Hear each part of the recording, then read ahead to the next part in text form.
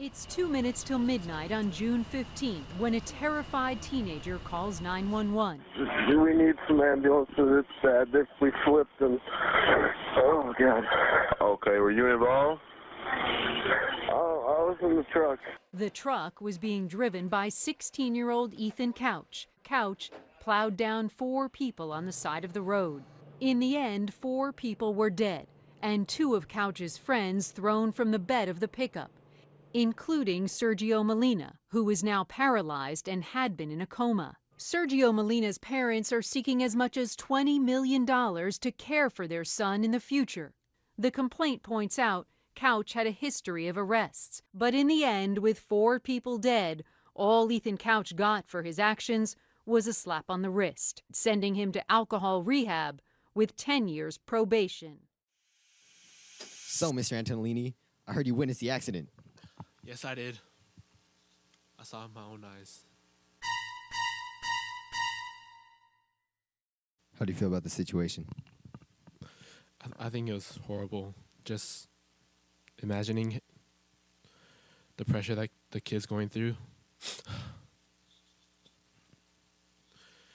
makes me sad. Prayers goes out to the victim's family. Do you think the punishment fit the crime? No, it did not. He should have known better that he shouldn't have driven the car under the influence.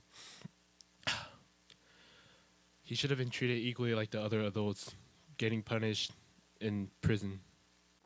Do you think if he didn't have money, that the verdict would have been different?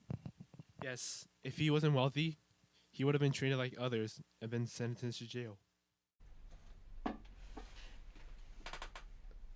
What are you doing? I gotta go, I really do. Holden, come back!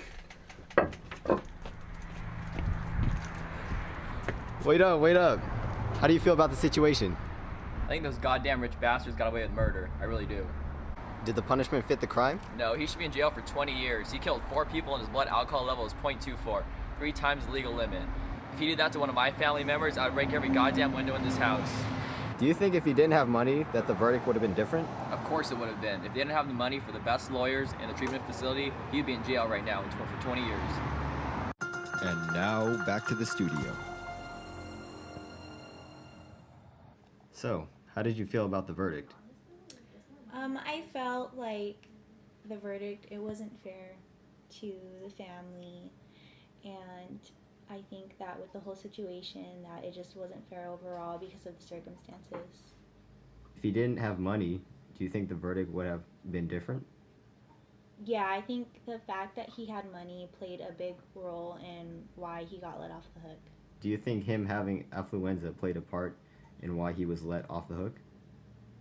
Yeah, but I think that the fact that he had that was kind of like an excuse, and people just looked at that and they didn't blame him. So I don't think it was fair. All right, thank you for your time. Thank you. How do you feel about the situation? That was a pretty lousy thing, but I felt bad for the victims. And I'm pretty sure the boy's dad's gonna get mad at him, and his daddy will probably kill him.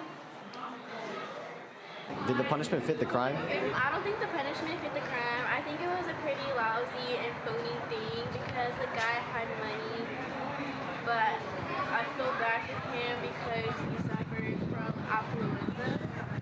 Do you think if he didn't have money, that the verdict would have been different? Yes, because what he did was a pretty lousy thing, and he should have gotten more time and more punishment because that's not fair for him just because he has money that he gets away really easily. And that concludes our episode of CNN Tonight. I'm Jim Edmonds. Good night, everybody.